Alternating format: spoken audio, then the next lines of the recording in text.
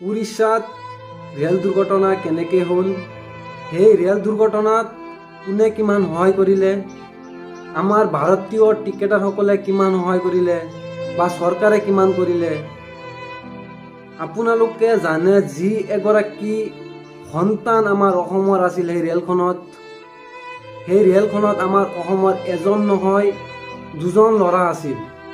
সেই দুজন ল'ৰা আছিল মংগলদৈৰ ফালৰ।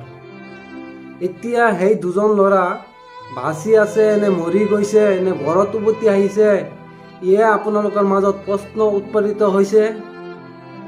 আচলতে ৰেলখন কেনেকৈ এক্সিডেণ্ট হৈছিলে, মালগাড়ীটো এটা ছাইডত ৰখি আছিলে আৰু এটা ছাইডত আৰু এখন ট্ৰেইন ৰখি আছিলে, মাজপিনে এখন ৰেল আহি আছিলে।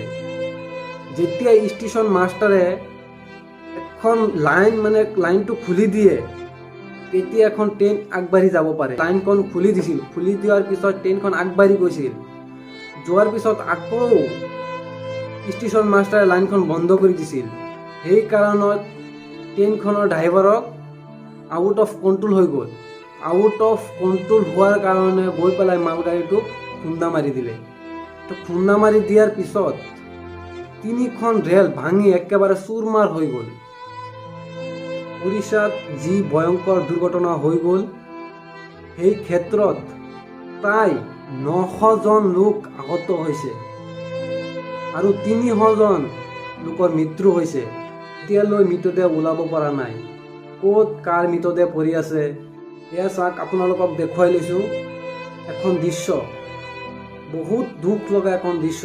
এয়া ফটো, নিজৰ পৰিয়ালবৰ্গ আহি ফটো চাই মৃতদেহ চিনাক্ত কৰি আছে। কিমান দুখজনক চাওক, কিমান দুখজনক কথা। আমাৰ ভাৰততে এনেকুৱা এখন দুৰ্ঘটনা হৈ গ'ল, বহুত দুখ লগা কথা। এই ক্ষেত্ৰত আমাৰ ভাৰতীয় প্ৰধানমন্ত্ৰী নৰেন্দ্ৰ মোদী ডাঙৰীয়াই সেই ঠাইখনত উপস্থিত হৈছে, কিন্তু এই ক্ষেত্ৰত মানৱতাৰ ক্ষেত্ৰত মানৱ দৰদী দেখুৱাইছে আমাৰ ভাৰতীয় টিকেটাৰ বিৰাট কোহলীয়ে মানৱতা দেখুৱাইছে। মানৱতাৰ খাতিৰত 30 কোটি টকা দি দিলে।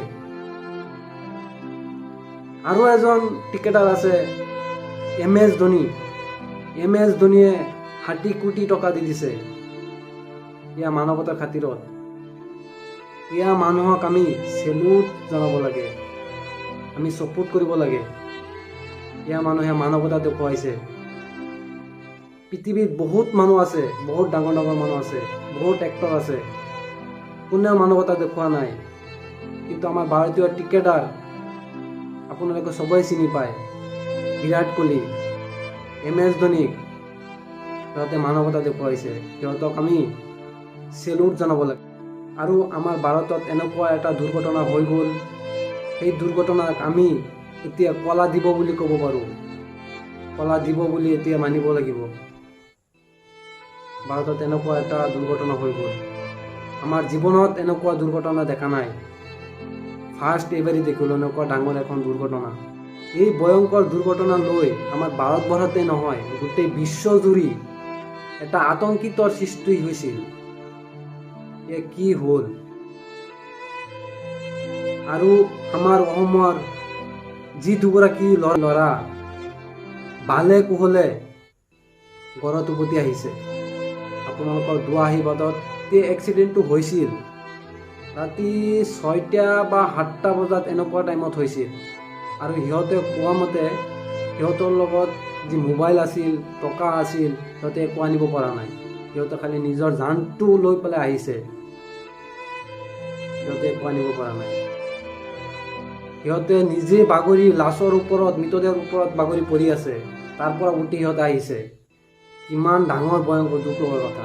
চ' আপোনালোকক অনুৰোধ কৰিছোঁ যাতে এই ভিডিঅ'টি যিমান পাৰে আপোনালোকে শ্বেয়াৰ কৰক, যাতে আমাৰ ভাৰতৰ বহুত ডাঙৰ ডাঙৰ এক্টৰ আছে, বহুত ডাঙৰ ইউটিউবাৰ আছে, সেইসকল যাতে আহি পেলাই অকণ সহায় কৰে সেইসকলক। আৰু এইখিনি আৰু শ্ৰদ্ধাঞ্জলি জনাইছোঁ, যাতে সিহঁতৰ আত্মাই চিৰশান্তি পায়, এয়াই কামনা কৰিছোঁ।